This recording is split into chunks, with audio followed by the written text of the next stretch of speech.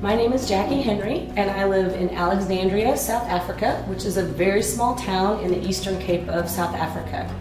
I was asked last year by Oceans of Mercy's then acting director, Jennifer Agee, if I would be interested in coming over and helping teach in a new mission school that they had the idea of putting together. And I remember when she first asked me, I was like, I don't think so, not me. I have no idea what that would be.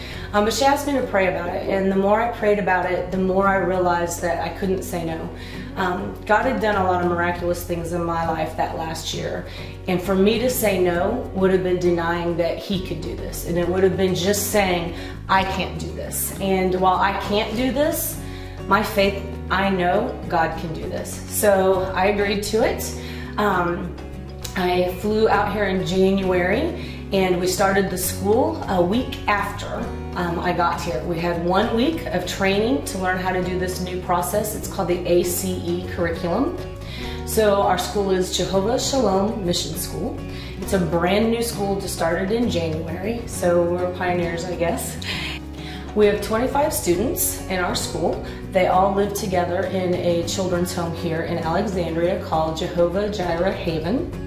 So they come to school in the morning, and they're here from 7:45 to 2 in the afternoon. We have broken the 25 kids up into 3 learning centers. So they're by age group is how we set them up.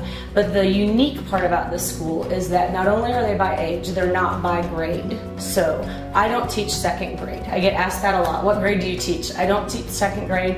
I teach 11 to 15-year-olds, and they are at whatever level and whatever subject they need to be. So one of them may be at grade 4 in math and grade 5 or 6 in English. They are very behind in school. We don't talk to them about what grade they're in, we talk to them about what level they're on, because that's what's important. They need to be learning what they need to be learning. So I have 9 children in my learning center, and on any given day I think to myself, oh my goodness, I can't do enough for 9 kids, so I can't imagine having 60 kids. But I work with them on math, English, word building, which is vocabulary, social studies, and we'll be introducing science and literature also over the course of the year. But they work at their own pace. We help them set goals so that we can encourage them to accomplish enough in a year. We know what they need to do, but we help them learn the responsibility of what do I need to do tomorrow. So they'll say, I'll do page 6 through 15 in my math book, and I'll do page 8 through 12 in my English book. Through the school, we also do other things. Academics is also obviously very important, but we also teach them how to be godly, how to be Christ-like. They learn the fruits of the spirits in each of their book. They will learn about it, and at the end of the year we will talk about all of those fruits of the spirits and which ones they demonstrated.